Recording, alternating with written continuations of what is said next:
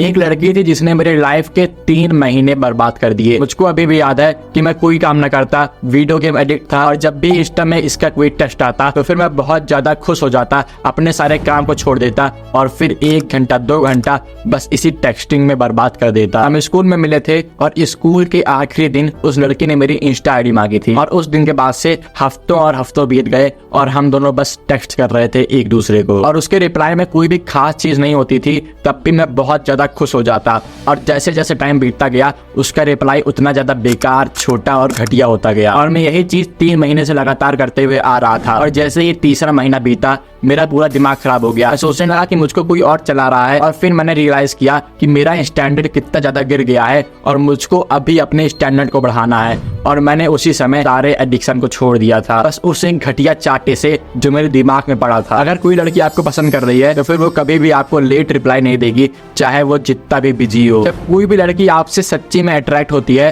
तो फिर वो आपको 1 महीने तक झिलाती नहीं है, वो एकदम सुपर क्लियर हो जाती है बस 1 घंटे की बात करने से। और तब मैंने सोचा कि मैं अपने आप को एजुकेट करूंगा इन सब टॉपिक के बारे में, क्योंकि हम लोग जितना भी कुछ जानते हैं वो इन मूवीज से, इन घटिया यूट्यूब प्रैंक से और पॉर्न से जानते हैं, और जिसके वजह से हम लोग की मेंटल हेल्थ बहुत ज़्यादा बर्बाद हो जाती है। इस रियल वर्ल्ड में आते ही हम लोग अपना बहुत ज़्यादा समय इस वर्चुअल वर्ल्ड में बर्बाद कर देते हैं, और जिसके वजह से हम लोग को लगता है कि वर्चुअल वर्ल्ड ही रियल वर्ल्ड है, और हम लोग वैसा ही एक्ट करने की सोचते हैं, और जिसके कारण से अभी बहुत सारे लड़के बर्बाद हो चुके हैं इन घटिया सिगरेट के चक्कर में। तो फिर मैं जैसे ही स्कूल से आता मैं कोई भी आर्टिकल खोल लेता, इसके बारे में एजुकेशन गेन करना शुरू कर देता, और ये बहुत ज़्यादा वैल्यूएबल चीज़ थी मेरी पूरी लाइफ की। पर आज जब मैं कभी भी ऐसे लड़कों को देखता हूँ जो बस इन लड़कियों के द्वारा पाले जा रहे हैं तो फिर मेरा पूरा दिमाग खराब हो जाता है। मैं सोचता हूँ कि क्या हो गया है इस मॉडर्न वर्ल्ड के साथ, जब लड़के किसी और के द्वारा कंट्रोल किए जा रहे हैं। वो लोग बस आपका मजा ले रही हैं और आपकी सालों की एनर्जी बर्बाद कर रही हैं। बिजनेस वर्ल्ड में एक स्टोरी है जो आपने शायद एलेक्स इमोजी से सुनी होगी। एक फादर अपने बच्चे को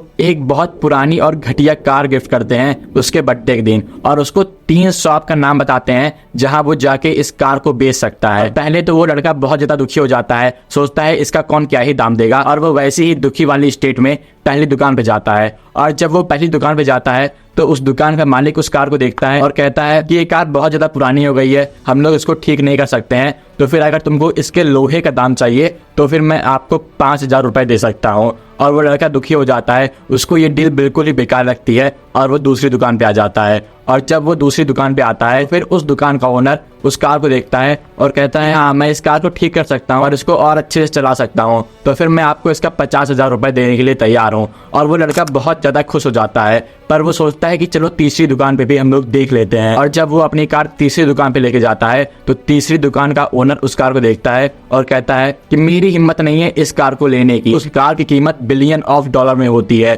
क्योंकि वो बहुत रेयर और यूनिक पीस था जो कि सालों पहले बंद हो गया था। इस स्टोरी का मतलब है कि जो चीज आप बेच रहे हो उस चीज की वैल्यू हर एक प्लेस पे अलग अलग होती है, और अगर आप अभी ह्यूमन से स्ट्रगल कर रहे हो तो फिर इसका मतलब ये नहीं है कि आप सेल्फ इंप्रूवमेंट पे आओ, सारा प्रोसेस फॉलो करो। हाँ वो सारा प्रोसेस आपके लिए बहुत ज्यादा वैल्यूएबल होगा, पर आपको अभी फोकस करना है एक राइट मार्केट को ढूंढने के लिए। अगर आपका 100% फोकस बस इस चीज में है, आपको उस लड़की को चेंज करना है जिसे आप अट्रैक्ट करना चाहते हो। बहुत सारे लड़के उन लड़कियों पर अपना समय बर्बाद कर देते हैं जिन्होंने उनको कभी चूज ही नहीं किया है, और जिसकी वजह से वो अपना बहुत ज्यादा टाइम, पैसा और एनर्जी वेस्ट कर देते हैं। मान लो अभी आप सेल्फ इंप्रूवमेंट पे आ गए हो और आपकी वैल्यू 6 हो गई है 10 में से, और एक बहुत घटिया पैथेटिक लड़की है जिसकी वैल्यू बस 2 है, तो फिर उस ग्रुप में से कोई भी आपके पीछे अट्रैक्ट नहीं होगा। और मान लीजिए एक दूसरा ग्रुप है लड़कियों का जिसकी वैल्यू 10 है और आपकी वैल्यू 6 है, तो फिर उसमें से भी कोई भी आपके पीछे अट्रैक्ट नहीं होगा। अब यहाँ पे आप 3 काम कर सकते हो। अपने लिए एक अच्छी मार्केट फाइंड कर सकते हो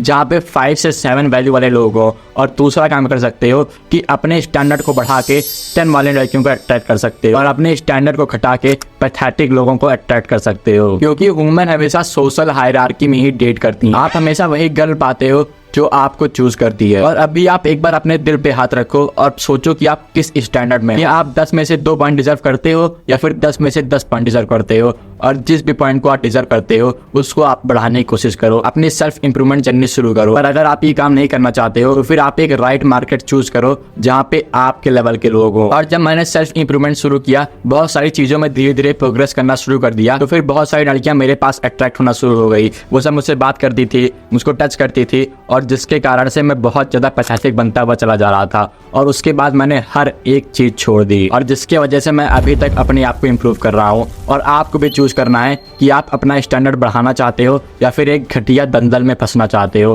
क्योंकि मुझको लगता है अगर आपका फोकस अभी सारा गर्ल्स पे है, आप रात दिन बस इसी के बारे में सोचते रहते हो, तो फिर आप कभी भी अपने स्टैंडर्ड को बढ़ा नहीं सकते। और इसके साथ साथ अगर आप बुरा फील कर रहे हो कि आपके माइंड में हमेशा यही थॉट चल रहा है, तो फिर अभी आप एक मैन हो और आपका टेस्टोस्टेरोन रेट बहुत ज़्यादा हाई है और एज अ मैन आपके दिमाग में बहुत बार ऐसे थॉट आते हैं, तो फिर उनको इग्नोर करो और उसके बारे में सोच सोच के अपनी मेंटल हेल्थ को खराब ना करो। और इस चीज़ से अभी बहुत सारे लोग स्ट्रगल कर रहे हैं और इसीलिए मैंने ये वाली वीडियो बनाने की सोची। और अभी आप अपने माइंड को शांत करो, एक डीप ब्रेथ लो, जर्नल करना शुरू करो, मेडिटेशन करना शुरू करो और अपने काम पर फोकस करो और ये सब चीज़ भूल के अपने स्टैंडर्ड को बढ़ाओ और एक सुपीरियर मैन बनो। तो अभी अगर यहाँ तक आप लोगों ने वीडियो देख लिया है तो इसका मतलब है कि आपको ये वीडियो पसंद आ रही है। और अगर आपको लगता है कि मैं आपकी लाइफ को और ज़्यादा इंप्रूव कर सकता हूँ, आपको आपका बेस्ट वर्जन बना सकता हूँ, तो फिर आप मेरा डिस्कॉर्ड सर्वर ज्वाइन कर सकते हैं, जहाँ पर मैं बिल्कुल फ्री में आपको कोचिंग कॉल दे सकता हूँ।